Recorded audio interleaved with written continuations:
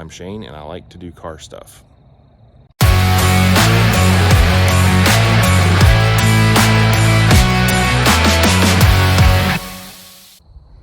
Hey, this is Shane. This is my 78 MGB behind me. As you can see, the bumper is off and the sebring front valence or panel is on the ground. And so this video is about taking that front bumper off. It's a rubber bumper car, obviously being a 78.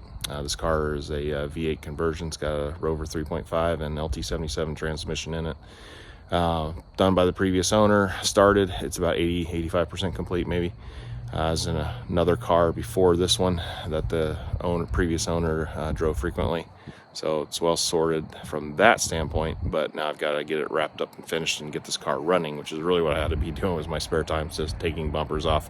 But I had about 20 to 30 minutes tonight when I got home before the sun went down, which is a rarity these days. I've been really busy on a work project, and so I thought I would at least take some time and get that bumper off and see what things look like.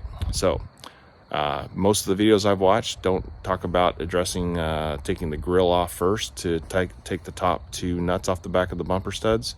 So I'll address that in this video.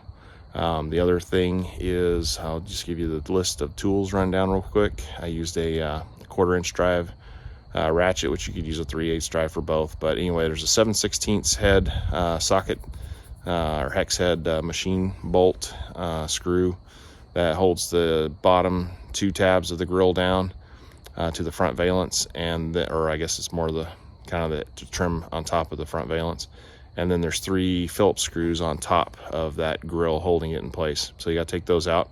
And then the bolts or nuts rather for the bumper, there's 4 of them on one on each side of that support comes out from the car that it bolts to. And I used a 9/16 ratchet wrench for the top ones, and on the bottom I used about a 6 to 8 inch extension on a 3/8 drive ratchet or socket, sorry, I'll get there in a minute, it's been a long day, ratchet with a 9/16 deep well socket. And so here we go. All right, story of my 78 MGB continues. I feel like I just got to do something today. I got a few minutes, got home slightly early, not a ton, it's like 6:30, but it's still light outside and I feel like maybe I can do something. So don't mind the mess, but I've got my sebring front and rear pieces I've yet to take out of my truck since I picked the car up. Any of you guys have a Triumph Spitfire and need a set of basket weave wheels for it? These are 13x6, nice little wheels, and I think I got the lug nuts for them also, but anyway, they're specific for a Triumph Spitfire. So what I've been told and what I can see is that there are 4 bolts holding on 9/16, and they are down there. Down the bottom, one there, and I think one down there. And I think my lights, yeah, I got to disconnect the lights too. But here we go. All right, so most people say, or most of the instructions I've seen, just referring to the 4 nuts holding the bumper in place. But what I found was with the grill in place, slides into here, as most of you are probably aware. It's kind of hard to get those nuts off completely. So I went ahead and took the grill out. It's 2 3/8 hex head machine screws holding it in there, and then on the top you've got 3 Phillips head screws and washers. Don't lose your washers. I had one that kind of dropped. I had to look around for it. That'll make it a lot easier to get the rest of these nuts off.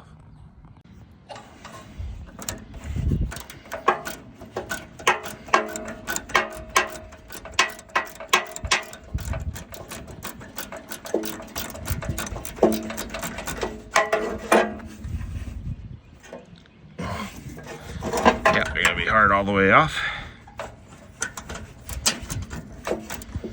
Easy to turn with the wrench, of course. Almost too easy. Wow.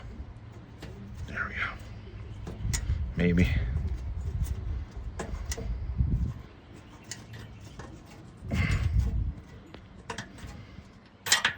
All right. Oh, they're actually bolts. Or mine just unthreaded. Or did it break? That's the question of the day. It looks like they were studs because those grooves right there. Anyway, on to the rest of them. Okay, for the top nuts on the bumper studs, I used a ratcheting wrench once I took the grill off. Underneath, to get that one, had to use about, what was that, about 8 inches of extension, I guess, and 9/16 deep well socket to get that off.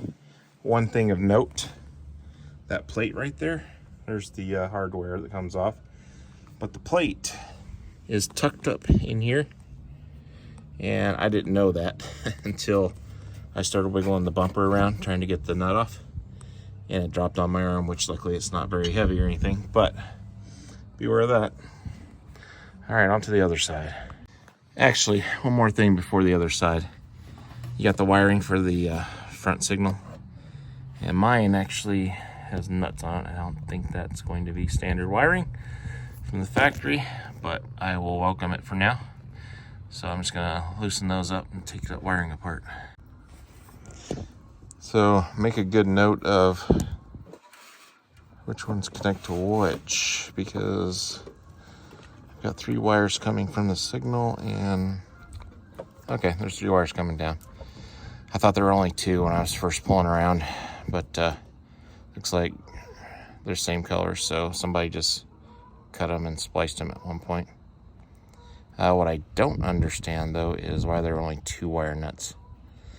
So let's see which set the black is tied to. It looks like the black is with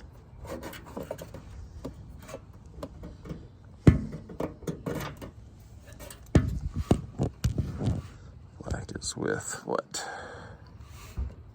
Black is with the red. Okay, so my black is with the red, and green to green. Your mileage may vary. I'm sure it's probably the same. All right, this is where I'm going to finish up for the night, because the next step I can see breaking something. So I'm going to stop. Got the bumper off, no big deal there. Here's my sebring front bumper. Actually found the Made in England sign, so I guess that's the English one. Somebody told me, I don't know if this is true or not, I think somebody told me that was the better one to get at one point. Put the grill back on, and anyway, one thing to note is on my turn signals, I've got 5, which might seem odd considering the earlier part of my video. One side had, pretty sure, the black and the red tied together, so 2 and 2 under 1. Maybe the black was just missing the wire cap. It's the only thing I can think of, so it doesn't make sense. Anyway, this side had 3 wire caps on, and so I'm assuming 1 wire to 1 wire on those green, black, red. Correct me if I'm wrong on that. But that's it for tonight. Just wanted to kind of at least get a little bit of a look and something else done on the car. So the grill I'm happy with, because that's kind of the idea. It's kind of good to see that. It's kind of what I've got a little bit in mind. I'm going to clean that out, I think cut part of it, and put I wanted to put like a recessed grill back in there and leave the front kind of open a little bit. So we'll see. And then I got to figure out what to do with the turn signal parts. This part is pushed in, obviously, so I'll need to get that cleaned up and fixed. So, work to do, of course.